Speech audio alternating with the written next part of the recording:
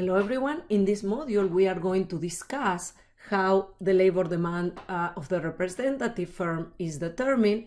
Remember, we are working now in a one period static world, so we are going to leave the dynamic considerations of the firm problem for the future.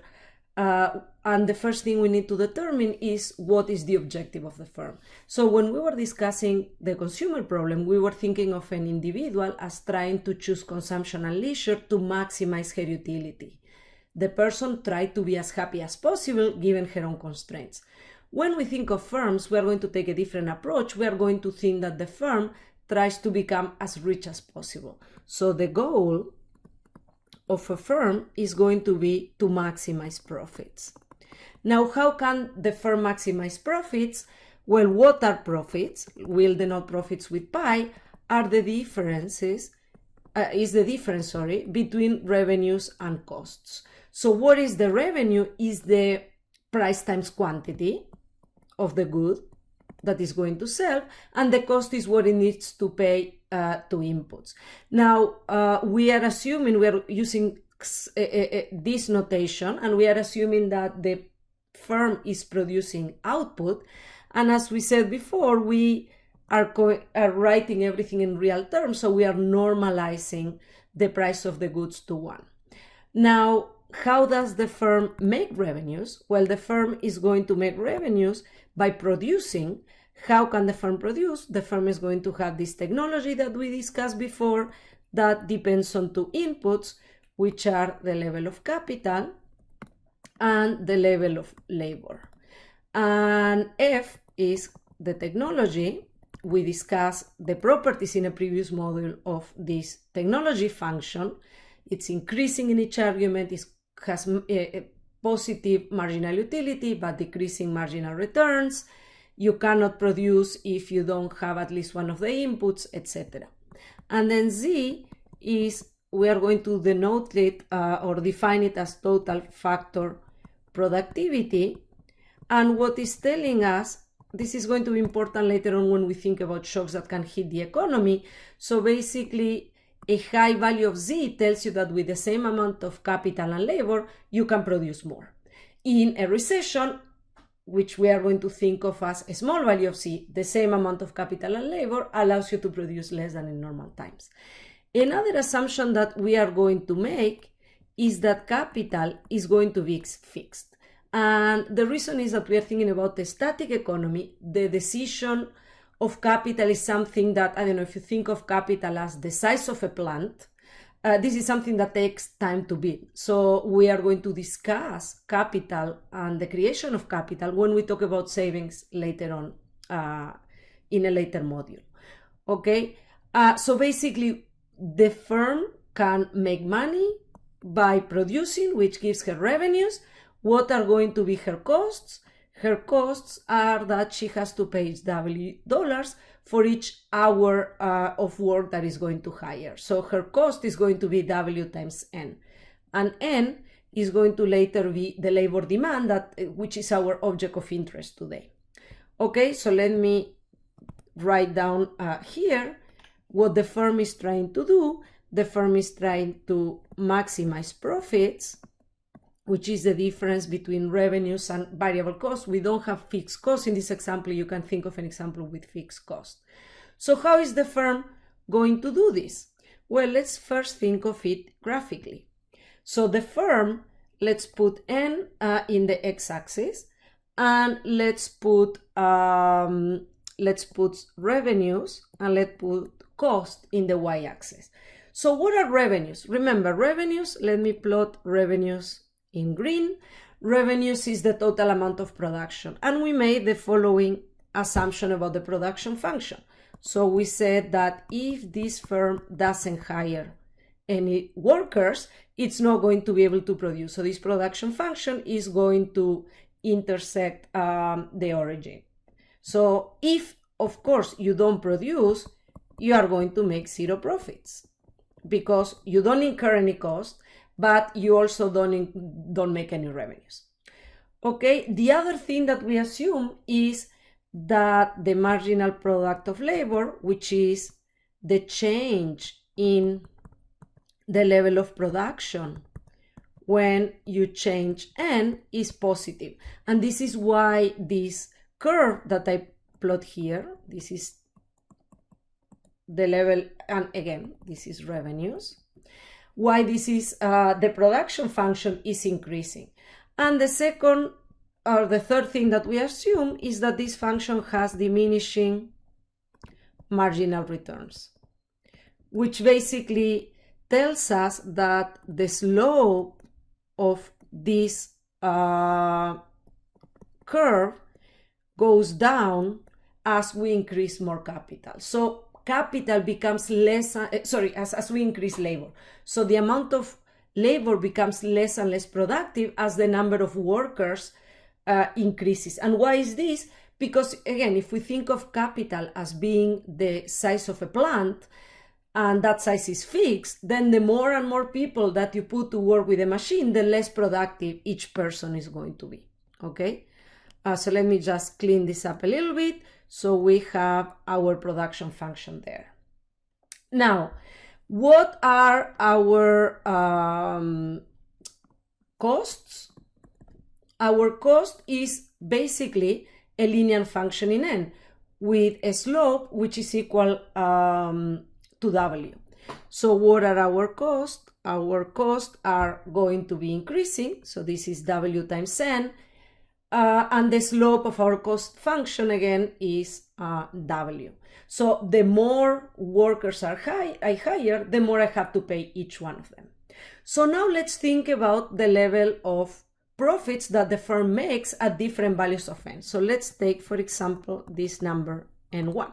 So what happens, and let me just move this up a little bit so we can see it better.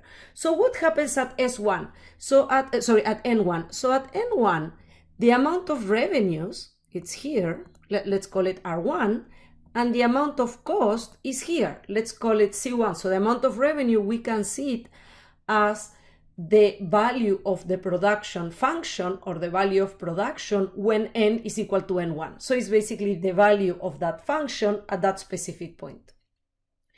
What is C1? C1 is the value of cost, so it's basically W times N1, and as I said before, this is at K bar N1. Okay, so what happens at N1? So at N1, the revenues are higher than the cost. So the company is making some profits, but it's making some positive profits, more than if it were to hire zero. And now the question is, is this the maximum amount of profits that the firm can make? So we can think of some other value, N2. So what happens at this N2? Again, revenues are higher than cost. This is another point at which the firm makes revenues. What about this N3? So at N3, costs are higher than revenue. So definitely N3 is something that the firm does not want to do, because at N3, costs exceed revenues. So this is a point at which the firm is making negative profits. What is the point at which the firm makes zero profits? Is this point here. So the point at which the firm makes zero profits, let's call it N bar. So at N bar, cost is equal to revenue, and then the firm is going to be making zero profits. Now, we found two extreme cases.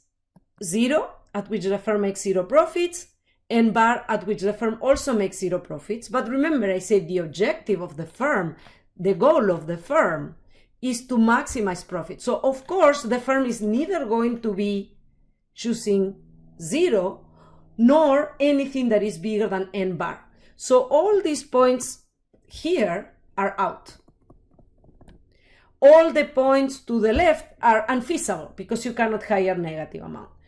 Everything inside here, everything in the red area, are points where the firm is going to be making positive profits. And what we are trying to figure out is what is the point at which the firm makes the highest profits. So let me clean a little bit this, and let's plot that graph again. And in right below, let's plot the level of profits as a function of n. So we have revenues and costs in the top graph, and as I said before, sorry, let me use the same color. The revenues, which are basically the amount of production, are increasing. The costs are also increasing. And now here, what we want to plot is the profits, which is basically the difference between these two curves. So what is the value of profits at 0? Well, the value of profits at 0, as I said before, is going to be 0. So what is the value of profits? It's going to be 0. Now, what happens at this point? At this point, the amount of revenues and the amount of cost are also going to be the same. So this is another case where we are going to have 0 profits. So when we plot our profit function, it's also going to intersect the origin at this point. Now what happens in between? Well, let's think of what is the value of profits at, say, this amount here, N1. So at N1, we can see that the revenues, let's call that R1. Let me take this out to clean it up a little bit. The amount of revenue exceeds the amount of cost. So at N1, which we can plot here, we are going to have some positive values of profits. Now, we can keep increasing n, and what happens as n increases? So as n increases, the amount of profit that the firm makes becomes larger and larger until it eventually reaches a maximum point. Let's call that point N2, and then the amount of profit starts declining again. So how does our profit function look like? Let me put N2 here. Our profit function is going to be increasing, and then it's going to become decreasing again. So again, as we move between 0 and N2, profits are increasing because the difference between these two curves is getting larger. After N2, the difference between these two curves start becoming smaller and smaller until we reach N2. So if we think about this in terms of the derivatives of this function, so at this point, the profit function at N1 has a positive slope. At, let's say, N3, the profit function has a negative slope. And at N2 is the value where the profit function has a slope exactly equal to 0. And this is exactly what, so this N2 is the point at which we maximize profits, which is going to be the point at which the slope of the profit function is 0. What does it mean that the slope of the profit function is 0? Well, remember, profits are equal to f of k bar n minus wn. What is the slope of the profit function? The slope of the profit function is how do profits change when we change n. And this is z times the change in f when we change n minus w. So the first part is what we have called the marginal product of labor. The second part is what we call the wage rate. Notice that the first part is basically the slope of our revenue function, which is the marginal product of labor. The second one is the slope of our cost function, which is the wage. And when do we maximize profits? At the point where the slope of the profit function is equal to 0, where the slope stops growing. In other words, when we make this expression equal to 0. So what does that mean? That the optimality condition for the firms is the one where the marginal product of labor is equal to the wage rate, which in our notation is as follows.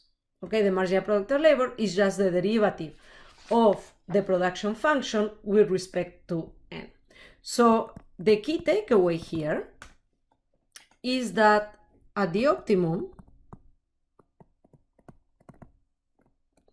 what the firm is doing is the marginal benefit of hiring an extra worker, which is given by the marginal product of labor, equals the marginal cost of that worker, which is the wage rate.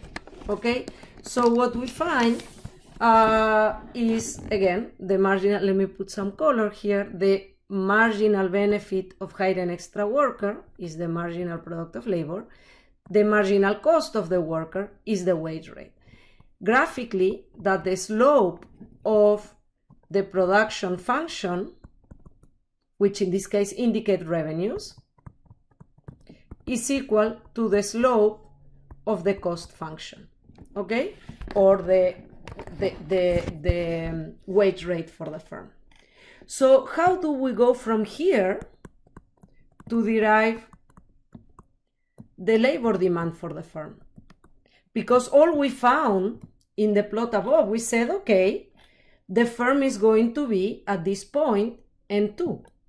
This is one point. How do we think of deriving the demand for workers? Well, remember, the labor demand is something that depends on the wage. So basically, kind of like what we did with consumers, the way to think about the labor demand is going to be by thinking about how the firm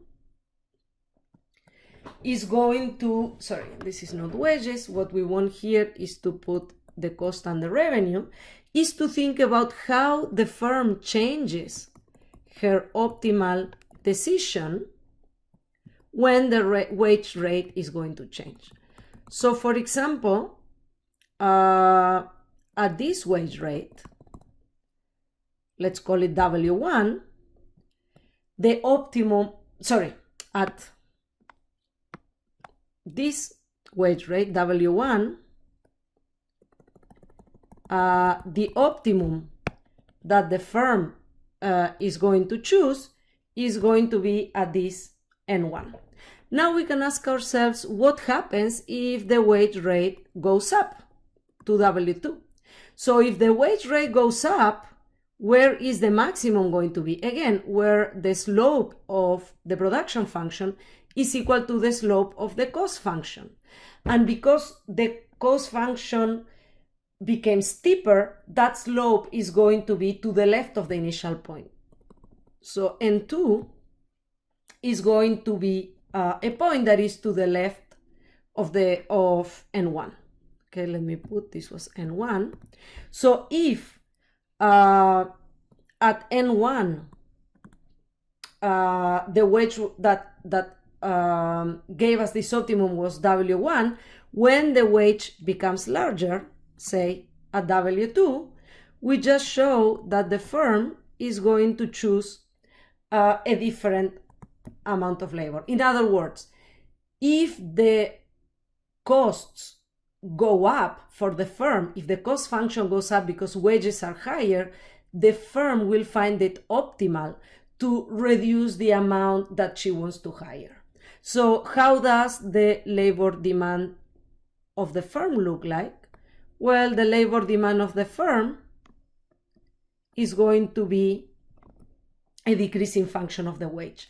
The higher the wages that the firm faces, the smaller is the amount of workers that the firm will want to hire. Okay? So now the next thing I want to do is I want to do an example with a specific production function. So let me do an example with a Cobb-Douglas production function. So if we take a Cobb-Douglas production function, we are going to write down the problem of the firm as, and we discussed this in the production function module, as maximizing her revenues, which are equal to production, which with the Cobb-Douglas function take this functional form, minus the cost of hiring workers, okay? So here this is revenues, and here this is cost. We said that the optimality condition is where the marginal product of labor is equal to the wage rate. What is the marginal product of labor? Is the change in Y, the marginal product of labor, we also discussed this before, is the change in Y when we change N. So basically is the change of this function when we change N. It's a partial derivative. Notice that we are keeping both Z and K bar constant. So Z and K bar remain constant. All we are moving is this chunk over here.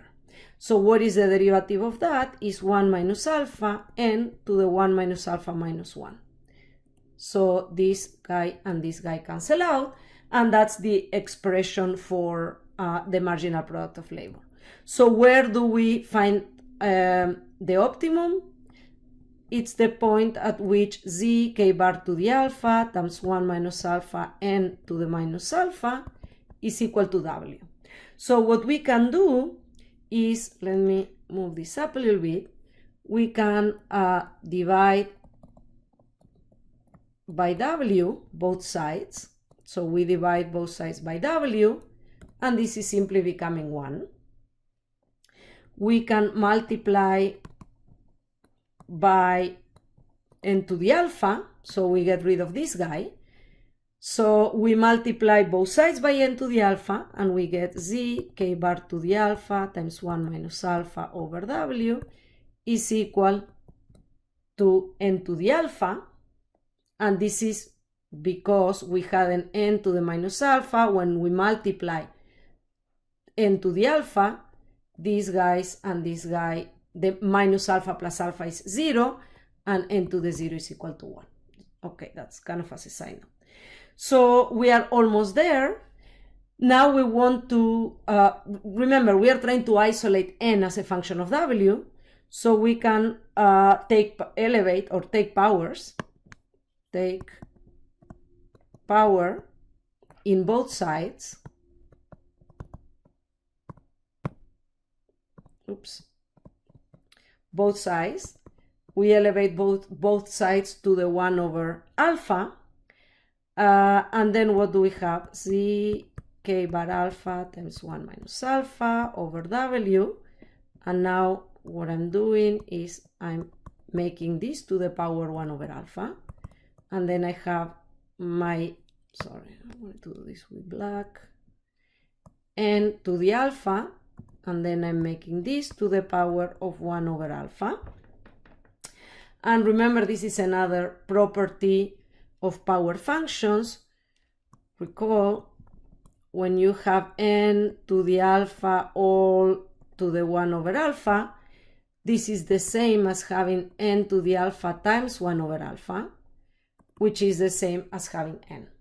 So what have we gotten ourselves? We haven't gotten our labor supply because this guy and this guy cancel with each other, and this is just Z K bar to the alpha, times 1 minus alpha over W, all this to the 1 over alpha.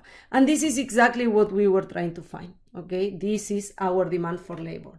You can verify that this demand for labor is actually a decreasing function by asking yourself, how does the demand for labor change when the wage changes? So this guy here doesn't change, so we can keep it like this. And then what we have here is basically W to the minus 1 over alpha. So the derivative of that part is going to be minus 1 over alpha times W to the minus 1 over alpha minus 1. And this guy is positive, this guy is positive, but this guy here is negative. So what have we gotten? We've gotten a demand for labor that is downward sloping. Okay? Downward sloping.